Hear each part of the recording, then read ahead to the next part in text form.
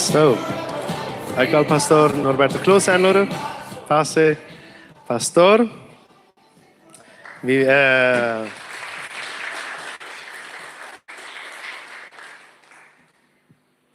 Ik wil hem nog eenmaal voorstellen van jou. Wer Norberto is. En we moeten zijn sector Haanschrie aan voorstellen. Ik ken hem nu van 2021 en in 2022 wie hier het eerste mal hier. En hij is van het 22 al 9 maal al hier was. So dat is het 9e maal dat hij hier is. En wat is hij hier? Dat is te eer Gottes. Wat is een persoon 9 maal hier? Hij zegt eenmaal als hij hier naar het aeropuerto komt, dan had hij beim aeropuerto uitgeveld waar het toerisme merken. Dat we nog mal een paar maanden terug dat hij hier toerisme merken. Die hadden ze een beetje gecheckt. Wat die was hier waar komen toerisme merken. Hij merkt evangelischen toerisme. Hij leert ons hier al kennen. Dat is onze Christusart toerisme. En wat hij voor 30 jaar ongeveer, wie hij zijn noemen Christ. Als eentje van ons vielleicht ook gewaar zijn. Ja, ik voert de kerk, ik zie poort. Ja, alles goed. Jo, mijn mama dat de koor onleiden, de muziek onleiden. Ik wil hem koor zingen, ik zie erbij. Ik voert de kerk dat mijn ouderen niet al over mij worden. Verstoor je ze? Weet je wat noemen Christen zijn? Heeft ook zich vielleicht mal bekeerd. Bij ons nach Jezus aan vergeving voor jou. Maar zo, du overleven niet zo. Bij een dag had hij een ervarenheid met een Heilige Jezus. En ik wil nog een beetje meer vertellen. Ik wil hier sogar zo vertellen wat hij vielleicht schämen deed. Maar vielleicht ook gestalt merken deed. In deze ervarenheid met een Heilige Jezus fang je aan tongen aan te beden.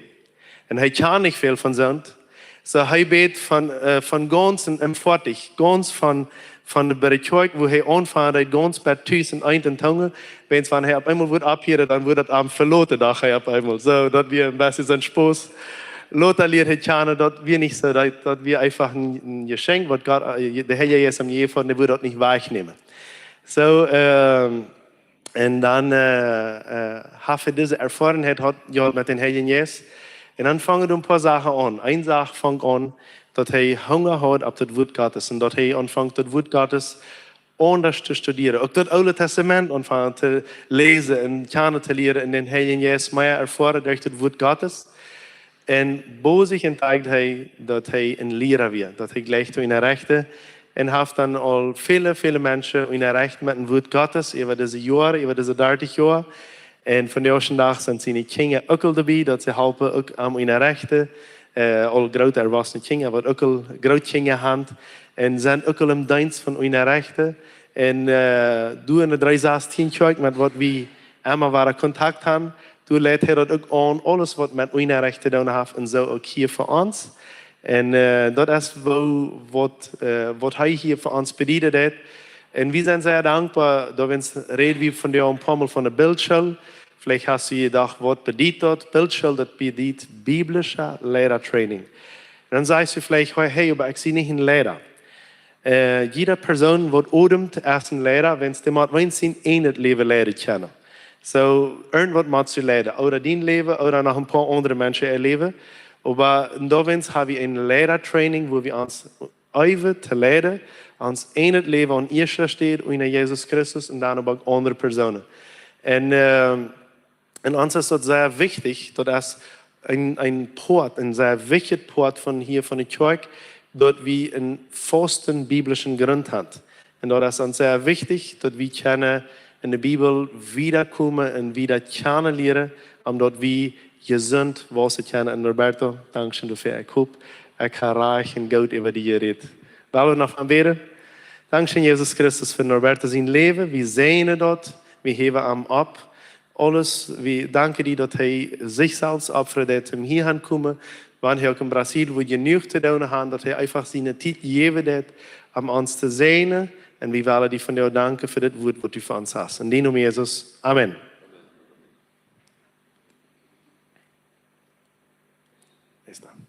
Amen. Zal je dat Maris al het ook? Het heden mocht dat de genoot en de vrede van de Heer Jezus Christus even ons blijft in deze dag en al die dag wat we hier leven kunnen. Het is hartelijk dank aan Edward voor de scheine weder over mij. Etliche Sachen verjaart man meest, aber dankzij dat u dat alle weet. Ik wil voor je danken met die meddelen vandaag. En die worden mij wichtig in deze laatste dagen, laatste maanden. Wie gaan durch Trouble en Schwierigkeiten hier en daar. Ja, immer so eine Sache, die manchmal uns nicht so gut können. En ik wil in Psalm 107 van vers 19 af lezen. En Edward heeft hij weer opnieuw bereid, over wat hij, den thema wat hij bereid, over dat wat hij gereed heeft om opfer. En hij weet niet wat hij hier wordt meedelen. En zo, dat is ongeveer dezelfde thema. Psalm 107, vers 19. Steht het zo geschreven. Dan schrien zij nu ihren Trouble om Herrn. En hij raad uit ihre Verlegenheid. Hij mag aan je zond durch zijn woord en raad aan vom Graf. Laat dem Herrn danken für seine truehartige Leif en für seine Wunderwortchen an den Menschen. Laat den Dank opfern met vrede en seine Wortchen. De ganze Psalm, ik mocht die Mut maken, den toesmal lezen. Dat zijn etliche Geschichten. En dit is een vers, überhaupt wat geschreven staat. Dan schrien ze door den Trouble. En dat komt viermal in diesem Psalm voor. An verschiedene tijden en verschiedene zaken wat het volk Israël durchgemaakt heeft. Eerstens mal, dat redt over de tijd wat ze in wildernis oder in de wüste waren. En dort worden ze ernährt. Aber op einmal werd er ook genuscht en weer ook niet woord en dit. En dan schreeuwt dat volk naar haar en vroeg einfach, Herr, du hast uns von Ägypten gebracht, wo bist du endlich? Und manchmal in ons leven dan erst het kruisen, wie brüllen einfach, wie schreien einfach. Auf Portugiesisch heeft het ein Wort und dat is niet so stolz als hier in Deutsch oder in Plotitsch. Minha alma anseia, suspira por Deus. Suspira, dat is so vorstellen naar Gott. Aber hier steht Peter, es überbleibt onze Seil oder wie schrien naar Gott. Mir ist es manchmal so, und vielleicht die auch, manchmal wird dann einfach schreien, oh Gott, wo bist du überhaupt? Wat is so wat mir passiert? Warum passiert so wat mit mir? Wat habe ich so eine Schwierigkeiten? Ich ziehe ein Kind Gottes. Ich gehe sogar zur Church. Nou, wenn man in der Wüste ist manchmal, und wie kommen da an, und ich ziehe mehrmals so gewesen, wat doet met mijn leven? Dat ik dienst, ga ik valveilig in een dienst, oder ga ik op arbeid? En etliche mensen wat mij komen, die zeggen, ik dacht, ja, wat u al in dienst zijn, die hebben zelfs een twijfel. Wat doet met mijn leven? Ga ik dat of dat? Wat doet met mijn geschäft? Wat doet met mijn familie? Also, dat is een twijfel, weet niet woran. Man weet niet woran. Ohne Reichtum, ohne eine vernünftige Rechnung. Dat is wanneer we in de Wüste sind, in Wildernis. En dan schreven we Gott schreien. Hij wordt ons raden. Dat is de eerste situatie wat hier überschreven is in diesem Psalm. In de tweede redet, ik weet niet waar dat unbedingt in de Geschichte Israël is, aber hij redet van mensen die in Gefängnis sind. Die sind einfach vast en kunnen nog niet gaan. En vielleicht is het zo, dat we manchmal ook zo in Gefängnis sind. Von unserem Sinn, von unseren selbsten Worten. Wir machen nicht etliche Sachen, nicht ganz richtig, nicht unbedingt, dass das sind, aber einfach, wir haben einen falschen Weg gegangen. Und dann sind wir so aus dem Gefängnis, wir können nicht gaan, nicht her. Noch nicht gaan. Und dort bringt dann nur voll. Also, wir sind so, normalerweise, wenn wir in Gefängnis sind, wenn wir in so einem Trouble sind, und haben falsch was gemacht, dann denkt wie, Gott hat uns wirklich verloren. Und wir werden nur anschreien. Und das bringt aber manchmal so einen Notfall, wie ganz bestimmt, weil die falsche und nennt man Decisions, falsche Entscheidungen gemacht hat, dann ist es so, als wenn man rebellisch gegen Gott gewesen ist. Und das bringt sie Notfall. Das bringt seine Konsequenzen. Also, wir sind gegenständig Gott gewesen, und Gott wird uns weiter dem rechten Weg bringen. Ganz einfach so, ich denke, wie können das immer überleben? Manchmal waren wir auch krank, und schwer krank. Und manchmal sind wir bloß ein bisschen verchillt. Mein Bruder hat zum Beispiel, der hat Krebs. Schrift. Und er ist sehr krank. Und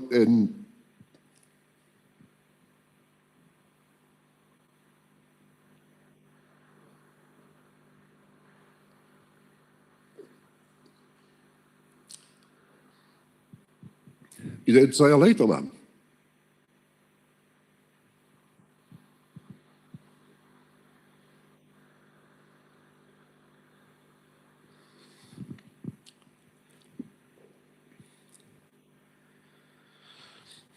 Man weet niet waarom een mens zo krank wordt. Man weet niet meer waarom we verchillen. Dat is einfach da.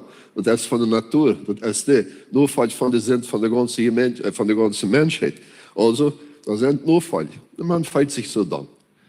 En dit weer was een Beispiel wat in Psalm steht geschreven. De mens de vrije naar God. En krijgt dat tekst wat ik even las.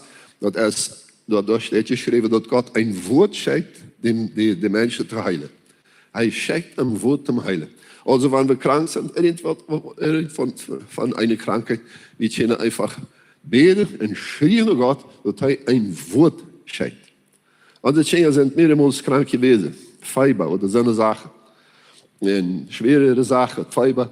Manchmal dann beten wir in der frühen Zeit, wie leefde daar even, hadden gezold met ei, dan weer de Fieber weg. Nächstes Mal, werden sie weiter krank, weiter verchillt. Wir wohnen in Curitiba, da ist es damals sehr kalt. Meins 3, 4 Monate im Jahr ist es sehr kalt. Und dann waren sie weiter verchillt, hadden weiter Fieber, dann wird der Fieber nicht wach. Dann mussten wir zum Doktor. Und wir weten nicht, was los ist. Weil wir uns leben. Als wir beten oder als wir nicht beten, weil wir, wenn die Heilung nicht kommt, dann schreien wir nach Gott. Immer haben schreien nach Gott. Und fragen immer, wer bist du Gott? Und sie hat eine schwierige Krankheit, als er 5 Jahre war. Der hat 10 Tage lang Fieber. Ich war 89 mit Fieber. Ich musste sehr aufpassen, dass es nicht noch schlimmer wird. Und dann schreien wir auch nach Gott. Und wir kriegen am Anfang, als wir die Erfahrung mit dem Heiligen Geist hatten, und funken alles uit, wo das weh. Und das Wort Gottes war uns auf einmal wichtig, dass Jesus diese Krankheit auf den Schritt genommen hat. Und wir schreien einfach. Maar er wird 10 Tage Fieber. Eigentlich muss er tot dood kunnen. Aber er hat uns an mir Rat nicht unbedingt an uns Gebet, wie es truläufig ist. Trufallig oder? Truhartig ist. Ja, truhartig ist. Ich will es mir ins Gebet. Dort haben wir geleerd zur jaren Zeit. Und dann sind noch andere Sachen, die da geschrieben sind. Hij beschrijft de Psalmist, dat is wahrscheinlich David, er ist nicht heute. Manchmal kommen auch Storms über uns. Lebensstorms. Zoals ein Natursturm kommen auch Sachen um uns. Manchmal worden die Wolken ziemlich dunkel um uns. Und dann regnet es, dann hagelt es. Und wir weten nicht wohin. Also wir können das nicht mal regeln. Das sind einfach Zustände in ons Leben. Wir können damit nicht tun. Das passiert einfach. Und da middel in diese Sache können wir Gott schreien, wer bist du? Schreien nach Gott. Und mehrmals in der Bibel, überhaupt im Alten Testament, da wir haben dort geleerd, oder Eva dort geleerd, ist eine Frage, das Volk Israel fragt sich auch. Nur all dort, was dem Ferien, wer bist du Gott? Und dat is zo, dat de andere veldje rondom Israël, die vragen ook, hoor mal her, hier zijn Gottes Volk. En hier zijn zo in Trouble, hier zijn zo in Schwierigkeiten. Wo is je Gott gewesen? Dat is sogar eine Spotterie geworden. Die Menschen spotten.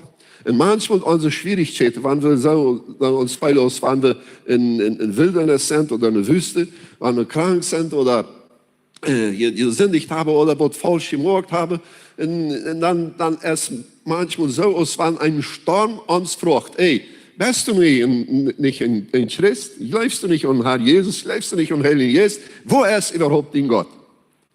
Und das ist eine dumme Frage. Das ist eine dumme Frage.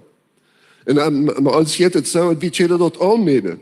Das ist nicht unbedingt von uns Wort, wo das kommt, aber das sind die ganze, das, was uns rundum geht. Der ganze Zustand, was über uns ist, der fragt einen Spott über uns. Wo ist dein Gott? Und dann müssen wir eine Antwort haben. Und was können wir darüber tun? Dann fangen wir bei. Ich habe ein paar Tage das Wertkreis aufgeschrieben. Da ist so, vielleicht ein bisschen mit den Gedanken, aber mir ist das wichtig geworden. Etwas das durchgehen. Dann kann ich an Hiob seine Geschichte denken. Ich glaube, ich kann dafür. Hij had ook die weer een rijke man, zeer rijke man. Waar man uitrekent dat ganze vijf wat hij had, en dat ganze verschillende land, dat wordt vielleicht hier ongeveer zo'n $10 miljoen waard zijn. Wat aan de Bibel geschreven is. Maar man dat op geld op deze dag zou toekrijgen. Also dat is veel, is een groot geld. Veel fijn. Dat wordt rente geven en zo verder. En dan op eenmaal passiert wat met de erlaubnis van God, hij heeft alles verloren. Zijn vijf starf, zijn kinderen starven, hij wordt krank met vinden om ganzen schapen, wordt moeilijker. Zijn vrouw die vervlucht zijn leven, zij doet maar die geboortstag vervluchten. Vervliegen. Wat haast nu van leven? Alles stapje moet ritje worden, is niks meer. En dan, ten schlimmsten, komen nog zijn vriend, zijn beste vriend, zaten zich verarm, voor een weekje, zei nichts. En dan komt een gesprek, wat in het ganze boek hier geschreven is. Stundenlang. Als man dat eenmaal zo durchlässt, ik had het mal eenmaal, zinnenwinst morgens mal, hij zit in dat ganz durchgelezen. Dat zijn ongeveer 3,5 Stunden om lezen. Dan is het mij ook wel, eens 3 oder 4 Stunden einfach gezeten en met hierop vertaald. En aan den vinger aan je tegen, hey, du hast wat falsch gemacht. Pas op hier, du hast wat falsch gemacht. Dat is niet möglich, dat al dit met die passiert en du richtig bist. Dat is niet falsch, du hast wat falsch gemacht. En jeder heeft zijn enige gedanken, al die 3 vrienden wat dat ook komen. En hierop die zegt einfach, nee, ik ga niet falsch. Het bracht sogar een offer voor God, voor de zonde van mijn kinderen. Die vielleicht nicht mal gedaan hebben. Aber om alles richtig te maken, brachte ich een offer zu Gott. Mijn leven is richtig. Het vecht God, also, mir ist alles richtig. En zijn vrienden zeggen, nee, dat is niet. Pas die op. Waar is die God? Waar is die God in zijn verstand? Oder in zijn circumstanties, Anstand. Seine Amstein. Waar is die God? En weet je geen antwoord. Dan op eenmaal komt de vadervriend, der is de jongste daarvan, Elihu heet hij, en die heeft een andere gedanke. Hij zegt einfach, niet hierop is richtig, ook de vriend zegt niet richtig. Einfach God is soeverein, die heeft zijn ene gedanken. En dan is een gouden vers, of een Nigeria vers, Hiob 35 van vers 6. Ik wil dat hier maar lezen. Hiob 35 op 6. Dat is Elihu, dat is ook een vriend van Hiob. En die zegt einfach, wanneer du eine Sünde begeht, wat maakt God dat? Als wanneer du gerecht bist, wat heeft God dat geholpen? Die schlachtet, kreuzen als die goudet, dan treft mensen. Zonen als du bist. Also, dat maakt nichts voor God. Dan denk ik, en we hadden manchmal, als we nog jong bevriend werden, etliche Schwierigkeiten onder ons. Mijn vroeger echt aan het zingen weer ganz klein. Nou, zo weit, dat we op eenmaal dan weer mijn koffer op en baden uit moest van huis. Maar Gott sei Dank, dat is alles richtig geweest. Die zijn nu meest 44 jaar oud, mijn vroeger echt. Alles richtig geweest. Maar het ging scheef op eenmaal. En waarom schreef ik? Ik weet nog, ik had een Bibel bij mij, bij Siedenbad, een kleine Bibel. En die wordt op eenmaal stoffig. En waarom wordt een Bibel stoffig? Weil es niet gelezen wordt. En wanneer we Schwierigkeiten werden, dan nam ik op eenmaal de Bibel en zei, nu wil ik de Bibel lezen. Nu wil ik God wijzen voor goudheid zien. Nu wil ik God wijzen wat beden bedient. Wie ze dat niet beden. En we zijn in een gemeente opgewassen.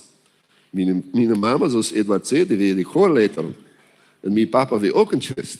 Also, die konden dat einfach. Also, de vrienden leidt voor alles dag en hadden de Bibel bloos om wanneer we Schwierigkeiten hadden. Dan lees ik dat. Wat helpt dat? Wat helpt dat? Dan ging ik hem gauwen en zong hem gauwen om te wijzen, oh God te wijzen, hou je me her, ik zie hier. Dat maakt niets. Niets, não comove Deus. Dat beweegt dan niet. Nee, niets. Meus pecados não decepcionam Deus. Mijn zonde, die Maken tot God enttäuschen niet. God niet. Ja, nee? Die enttäuschen God niet. Nee. Dat is einfach, Gott ist Gott. Hij leeft, hij heeft een leven, hij is true en dat ändert zich einfach niet. En ik dacht immer, ik kon God bewegen. Omdat ik kreeg wat ik wil. En dan had hij gevonden dat het überhaupt niet. Zelfs als hier ook niet. En Eliu, die had zijn vriend, die had deze instemming. Dat had niet. En iets wat ik kon doen, had niet. Het kon de Bijbel lezen, het kon het Nieuwe Testament lezen, het kon sogar het Oude Testament lezen, sogar Obadja lezen. Die in de school weet, die heeft dat ervoor, wat bedient Obadja lezen. Also, het kon sogar dat doen, maar dat had niet. Dat beweegt God überhaupt niet. Oh, we kunnen alles te maken wat we denken, om wat van God te hebben. Dat had überhaupt niet. We kunnen ook zingen, dat maakt ook geen schade aan God niet. Dat maakt schade aan ons, aan God niet. Want zij heeft de leiding al dat Jezus Christus ons heeft. Dat zijn onze ganze zinnen vergeven worden. Dat is alles, daar is de ganze rading gekomen. Also, deze vraag, en dat is mijn message, mijn boodschap vandaag. Wat zullen we dan doen om God te beschaffen? Dat is mijn vraag maandenlang. Ik zie al lang gerust en leren. Hoe op eenmaal wie hadden we daar in trouble toes. Dat weten ze, want David aan 2-3 zondag tijd. Dan komen we naar huis van een aandacht en we hadden een kleine aanval met een auto. Nou is passiert, de motorradfahrer. De motorfahrer? Ja, de motorfahrer, die heeft zich gestart, moest een hospitaal op een nacht slemmen. Maar dan zei mijn vrouw, in een 316 jaar, we hadden drie aandachten per dag. Klok 9, zum morgens, klok 11 en klok 6 avonds. Wie voor het ook klok 9. En hadden nog daarbij te maken een aandacht. Nou ja, wel we blijven hier blijven. Normalerwijs blijven op de 2, sogar op 3. En dan ja, we hebben een huis, aan de Tjeja willen nog voorbij. We hebben een huis. Dan passiert dit. Komen we zo om klok 11 naar huis, dan passiert dat. Dan zit mijn vrouw na al die aanroeien momenten. Zeiden ze, wie zullen dag leven de tweede aandacht dag gebleven worden. Nu heeft God het erloopt. Het zei, nou ja, wanneer het wordt passeren na de tweede, dan wordt je vielleicht denken, wie had de dag zal naar de eerste naar huis komen. Zo, irgendwo kan dat passeren. Dat ligt niet aan ons, omdat we wat we doen. Omdat gouden wat we doen. Het ziet, zoals Eduard zei, Oliver 30 jaar leren. Dat is veel ooit recht. Dat beweegt God niet voor mij zijnde. Hij zegt niet, wie uit zijn zoon zijn chancy. In de beeld hij een leeftalje God is. Dat is terecht. Amen. Daarbij. Also, aanvang aan te denken, en we krijgen euer recht met een vak dat had daarmee te doen. Dan hebben we 3 zaken hier euer geschreven. Wat we kunnen doen om ons God te beschaffen. Eerstens wel, wat Eduard van al zei, dat we zijn dankbaar zijn. In 22 vers van, oder 21 en 22 van Psalm 107 staat zo geschreven. Laat hij den Herrn danken voor zijn trouwhartige lijf en voor zijn wonderwoordjes aan de mensen. Laat hem danken, opfer en met vrede in zijn woordjes zijn. Also, waar kan ik God beschaffen? Al dat wat ik aan deine komt, dat beweegt hem überhaupt niet. Maar op eenmaal wanneer ik hem dankbaar ben. Überhaupt aan dat wat ik nog niet heb. Mijn vrouw die had een interessante ervaring aan ontzettend meerdere jaren terug. Als we bevrienden, dan woonden we in een ganz klein huis. Want we werd gezegd, Celine, daar werden 2 stoven, een klein zool, een tjeetje en zo weer het. Dan kreeg we een geld van papa en konden een gratis kopen. Dat was aber weer nog niet ganz voordig, dat we nog niet gefahren, dat we nog zo rauw alles. En dan onze nobers, die halen alles in de stromen hier en ons niet. En mijn vrouw die ging dan ramen op een gas en zegt, waarom hebben we niet zo'n schijnen huis? Waarom schieben wir uns nicht vor? Oder reden machen. Wir haben wirklich nicht Geld. Das wäre sehr, sehr knapp. Sehr knapp an der ersten Jahr. Naja, aber wie wäre da? Das Haus für uns. Das ist ein großes Haus, ein wunderbares Haus. Wir wohnen da bald von durch den Tag. Und sie auf einmal kreeg ze een Rema-woord. Weet je wat Rema-woord is? Ja, dat wat van het woord Gottes naar ons komt.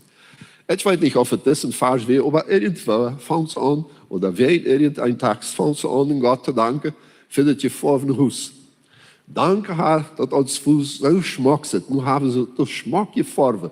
Dat we aber nog niet gevorven. En zij vangen aan te danken. Een paar weken later passiert irgendwas, dat we ons huis vorven kunnen. Dat passiert irgendwann. Dat kon me niet meer bezenden, weil dat geld op einmal kwam. Maar we kunnen ons huis fertig maken en dat smaakt vorven. Aan de geleier wat mijn vrouw wenscht. Wie is het zo? En we hebben verschillende troubles, Schwierigkeiten en we beten daaraan, we schreeuwen naar God en dat komt geen antwoord. En dan op einmal geven we op einmal Gott danken voor dat wat we überhaupt nog niet hebben. En dat is mijn mening, dat is niet zo, weil ich stelle mir das so vor, ich bilde mir das so her. Dann macht Gott eine kleine Sitzung mit den Engeln, und Herr Jesus in den Heiligen Geist. Die vertalen sich, naja, was tun wir nun? Hij weet daarover en op einmal dankt hij nog. Die had het nog niet mooi gescheckt. Wat tun wir nu? En dan wie het beeld is, wat God einfach, hij bad einfach nur dat, oder dat antwoorden. En de Leisung schätze. Ich weiß nicht, ob es so ist, aber er hat in die steht, wo nur verzekerd. Ich glaube das. Er ist sehr dankbar für das, was ich nicht habe. Die Mutter war da etliche Sachen, wie wir uns reicht morgen. Wir haben verschiedene Bedürfnisse, ja? Bedürfnisse. Ja. En Dienst, en etliche Sachen moeten passieren. Niet dankbaar.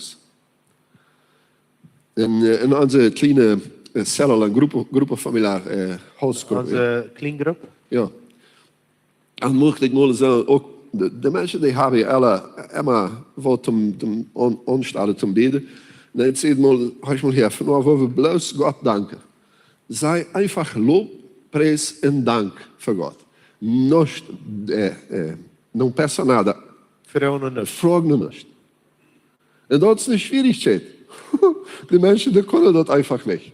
Die danken Gott, danke für den Tag, danke für mein Leben, Oberheit. Nee, nicht. Hier ab. Blijf hem dank. Blijf hem aanbidden. Probeer dat maar in je leven. Ik denk dat je zo weit komen om God te beschäftigen. Met ons dankbaarheid, met ons offer van dank. Sacrificios de louvor e adoração. Dat is ons aanbidden, ons offer van lof en aanbidden. Ja. Also, geen offer wat van ons komt, is genoeg, is goed genoeg, is genoeg om God te bewegen voor ons. Dat heeft al verstaan in dat jaar wat ik nu leef. Geen offer wat ik hem geven kan, is genoeg omdat hij mij leeft, omdat hij mij trouw is. Hij is einfach. Dat is zijn natuur. Mijn natuur, en waarschijnlijk dienen ook, wir sind Sünder. Und wir sind niemals gut genug, um Gott einfach taub zu stehen. Oder auf derselben Step zu stehen. Das ist nicht so. Zweitens, Gehorsam durch Glaube. Hebräer Kapitel 8, Vers 8.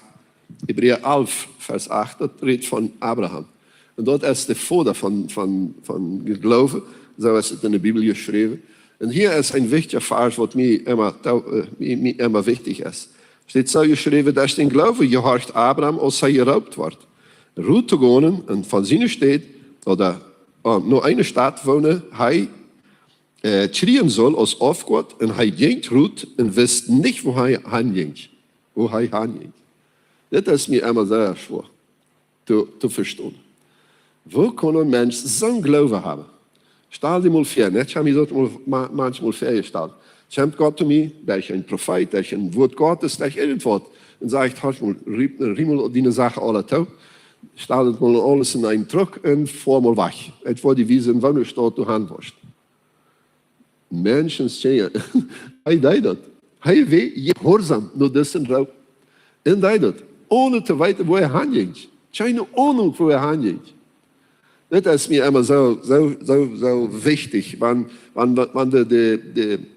die Geschichte lesen, überhaupt von diesen Verforders im Alten Testament. Die hadden einen Glauben ohne Bibel, ohne den Heiligen Geist, die wir noch nicht enden können, sein, dass es über den Weg, aber keine Bibel, nur einfach den Glauben. Die wären einfach gehorsam. Und das war das Wort, was wir auch kennen. Das bewegt Gott. Wenn wir gehorsam sind, nur dort, was er uns raubt. alle van ons zijn geroopt tot de Radung. Dat is selbstverständlich. Aber nu sind wir geraten. Nu haben wir irgendein Wort zu tun in dieser Welt. Wir sind nicht einfach geraten worden, um onze Tag zu einbeleven in abgeriemte Sachen over in de Ewigkeit. Alle van ons, jeder van ons, heeft een roep van God, een dienst van God te doen. Dat kan op die Arbeitsstätte zijn, kan zijn in die school, kan in de Schweiz zijn, irgendwo. Aber ganz bestimmt ist was zu tun. Jetzt sehe ich die zu der Schule. Jetzt sind nicht hier, jetzt sind nicht in erstens Mal, jetzt sind nicht hier, wie es mir in Bolivien geht. Mir jeder scheint. Por favor, mir jetzt sei scheint hier in Bolivien. Aber jetzt sind nicht hier, wie es in Bolivien scheint. Jetzt sind hier, wie es mit Gehorsam sein und den Raub, was Gott mir gegeben hat. Mit Gehorsam nur den Ding, Golf, was Gott mir gegeben hat. Das ist der erste Grund, was mich hier gebracht hat. Das ist etwas andere Sachen zu tun. Aber Gott hat mich in Bolivien geraubt. Dori, meine Frau, das ist einfach verstanden, dass wir nur 3 Sachen gekommen sind. Das sind nur 6 Jahre, weil Gott hat einen Raub für uns in Bolivien. Ganz einfach. Also das ist nicht, wie es 3 Sachen uns braucht, uns Dienst. Das wäre ein anderer Mensch. Aber in Bolivien, das ist anders. Da sind nicht viele Lehrer, die plötzlich sind, im Fall von Helenies sind in Brasilien. Und andere sind davor, sind so. Also Gott hat uns in Bolivien geraubt, um hier zu lehren. Das ist nach meiner Meinung die Gehorsam, was Gott braucht. Und mit dem kann ich das war sehr beschäftigt. Glücklich werden. Ja, am gleichlich dann. Also, jetzt weiß ich auch nicht, ob ich da hinkomme. Aber ich prüfe. Abraham wusste auch nicht, wohin er geht. Er wusste niemals. Das ist mir wichtig in seiner Geschichte. Er wusste niemals. Nur sieht, so weit gekommen, dass Gott schafft ich mit mir es. Und jedes Mal, vielleicht, wenn er dort dachte, dann Gott am Nacht zu tun. Als alles richtig wäre, als seine Familie gegründet hat, als ein großer Junge hat, wie Isaac. Dann sagt Gott zu ihm, hör mal her, nur Opfer dienen Sohn zu mir. Nun ist es so wichtig geworden für die, ich will aber den Kind haben.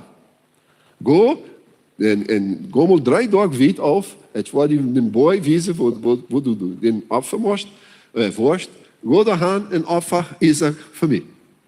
Also das wird, und dann, das wird das Ganze eng. Wenn Isaac wurde nu gestorben, dann wurde die ganze Versprechung über Abraham nicht worden. Jetzt über Isaac wird die Versprechung für das ganze Volk Israel, für das Land Israel, von all das, was noch kommen wird, von der ganzen Geschichte. Da sind wir hier, wie ein Abraham mal gelebt hat und die Versprechung, was Gott am gewonnen hat. Nun soll Isaac geopfert werden, das gemacht. Dann wird alles zunichte gegangen oder zunichte worden. Und er deed het trotzdem. Und ich denke so, Gott, du hast mir eine Aufgabe gegeben, ich soll ein Kind machen. Das Kind ist hier. Nu willst du den Tod machen. Und wenn die Versprechung stirbt, oder wenn Isaac stirbt, stirbt auch die Versprechung. Also, das ist nicht mehr mein Problem. Das ist nicht mein Problem, das dient Gott.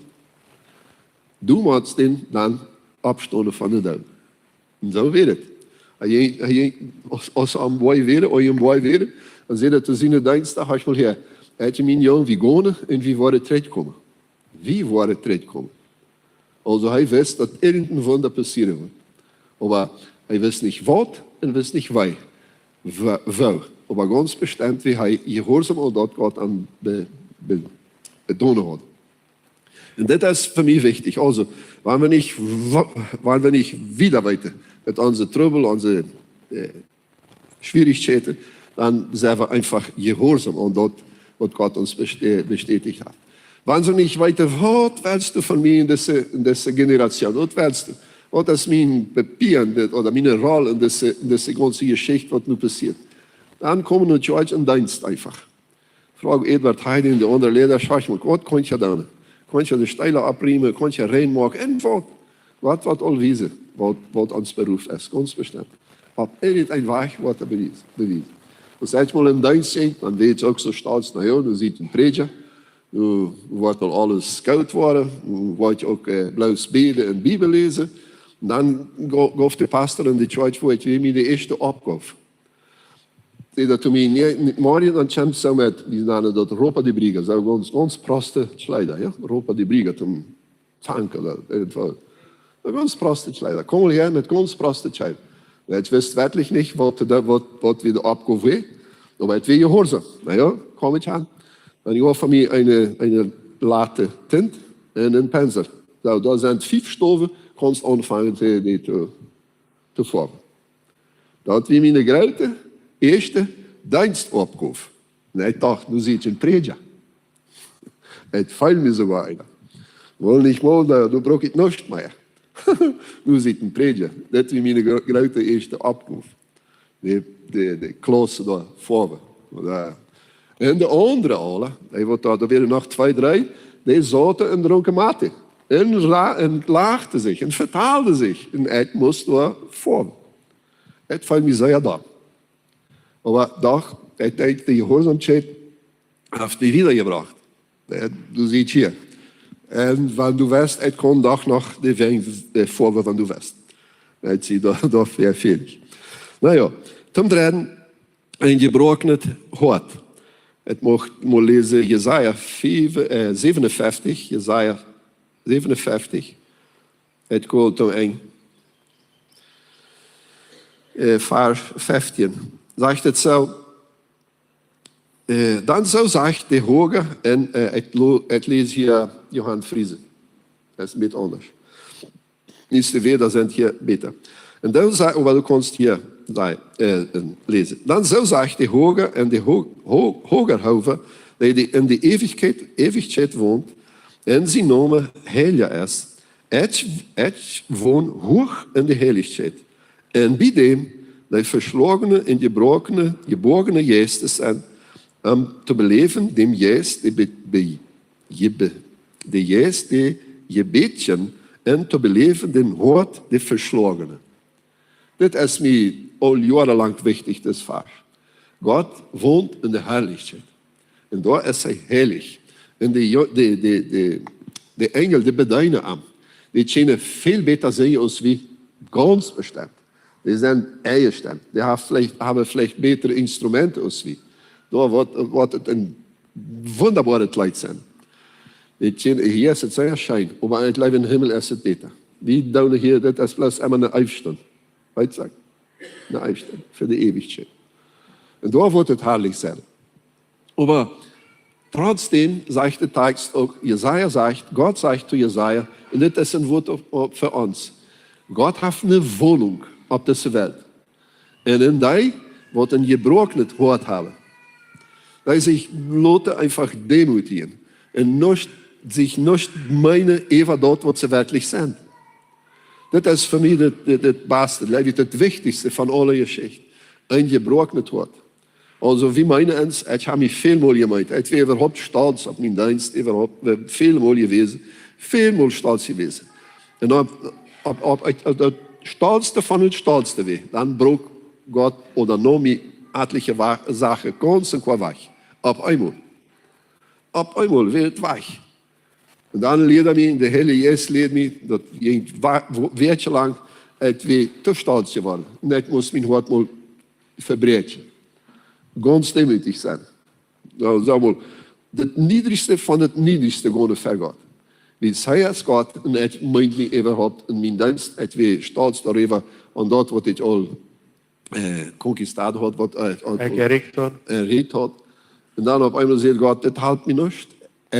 Het kon die niet, dat we ganz klar van de Heilige Geest, het kon die niet breken, want du zo stolz bist. Het wordt die verbrechen. En daar hat angefangen, dat God in die woont, wanneer we een verbroken hart hebben. We kunnen ons einfach niet dat hart verstocken laten van dat wat God zegt.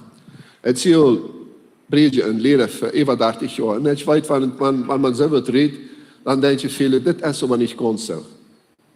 Die zeggen sogar, in Brasilien, da ist ein Dämonium, Espírito maligno. Bei Yes. Ja, bei der Yes, die sagt, Kreuz so. Das ist nicht ganz so. En die fummelt in ons Verständnis, in onze Gedanken, krijgt van het woord Gottes proklamiert wordt. Dan zegt hij, dit is niet ganz zo.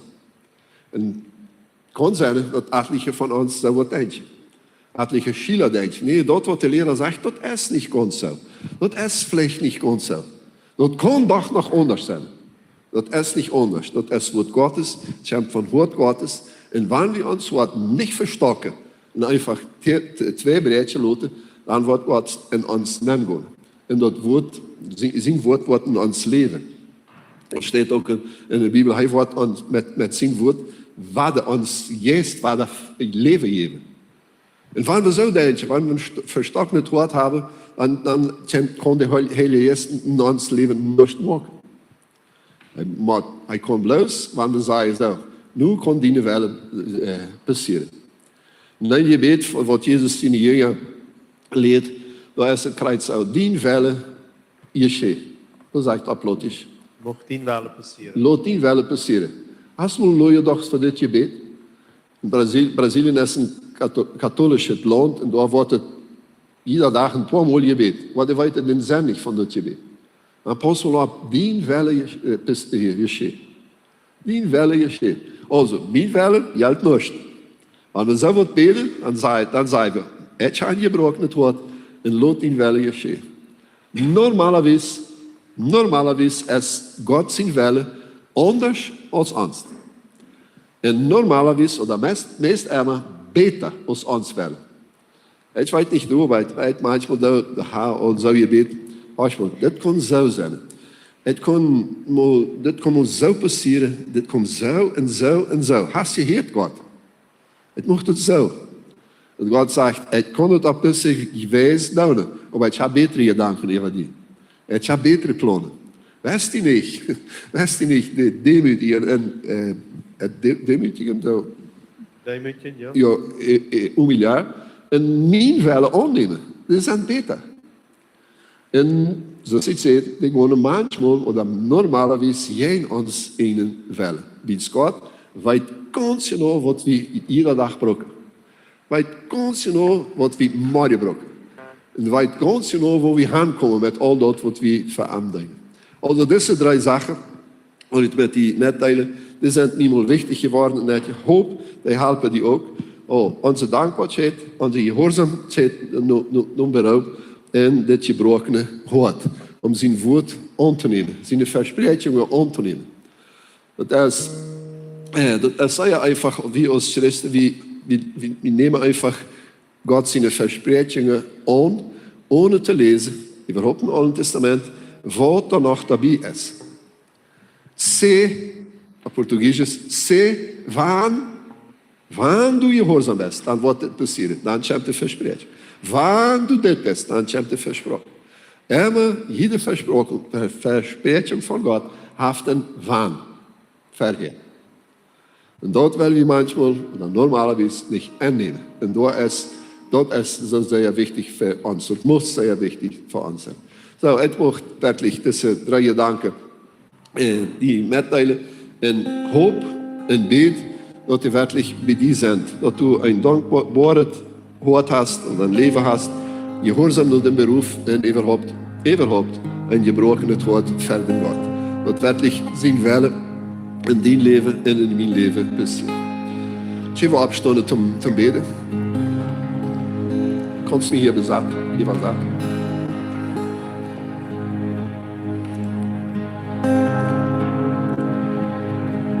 Ich weiß nicht, wann die Schwierigkeit ist, wann die Trouble ist, ob du überhaupt eine Schwierigkeit hast. Aber wenn du was hast, wünschst, dass wir mit die Beten, über die Beten, bitte komm noch ver. Die Leiders waren hier gestonden und die waren für die Beten. Wirklich. Das ist sehr wichtig. Für mich ist es nur wichtig geworden. Und so ein Gebet von den Leiders, von unseren Hand ableihen, die Hand immer. Ik staat, die maakt het liberen a palavra. Dus staat er goed vrij über dein Leben. En dat is zeer wichtig. Mir ist das wichtig geworden. Net die mocht dat wirklich alle von uns dat ook erleben kunnen. Dat is vrijheid voor God. Dat gebroken wordt. Dat dankbaar wordt. Wanneer du dat nicht leven konst op irgendeine weg. Bitte kom nog verder. We willen weten dat de Heilige Geest evangelisch hebt en dat du dat werkelijk ervaren konst. Een ervaring met de Heilige Geest, een ervaring met een dankbare hoort ver God. Also, en het woord kan in die leven änderen, wanneer du een gebed schrijft. Bitte